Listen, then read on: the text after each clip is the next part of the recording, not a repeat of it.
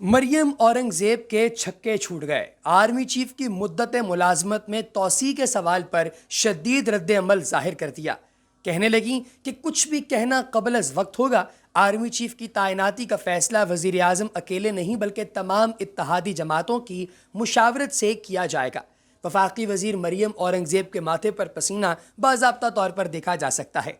प्यारे दोस्तों, वफाकी वजीर मरियम औरंगजेब ने आर्मी चीफ की मुद्दत मुलाजमत में तौसी के सवाल का जवाब दे दिया है।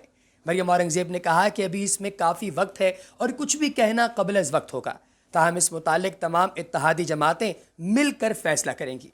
आर्मी चीफ की तैनाती का फैसला वजीर आज़म अकेले नहीं बल्कि तमाम इत्तेहादी जमातों की मुशावरत से किया जाएगा। वजीर आज़म कोई भी फैसला इत्तेहादी जमातों से मुशावरत के बगैर नहीं करते। वक्त आने पर इस मुतालिक फैसला कर लिया जाएगा। ये बात गरीदा फारूकी के शो के अंदर की गई और इस शो के अंदर उन्होंने जानबूझकर खुद कहकर ब्रेक भी दिलवाई, जिसका क्लिप हम आपको दिखाते हैं। ब्रेक लेनी है तो मैं आपको तफसील में ब्रेक लेनी है तो ब्रेक ले लें। ऐसे का शॉर्ट में ब्रेक। कुछ अर्सा कबल DGISPR major general Babar Iftikhar ने इंतहाई अहम प्रेस कॉन्फ्रेंस की।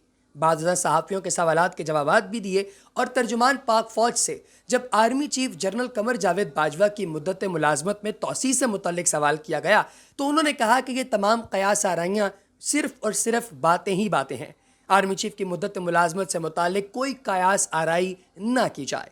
मेरी आपसे दरख्वास्त है कि ऐसी बेबुनियाद कयास आराइयों पर गौर न किया जाए और न ही ऐसी चीज़ों को हवा दिया करें।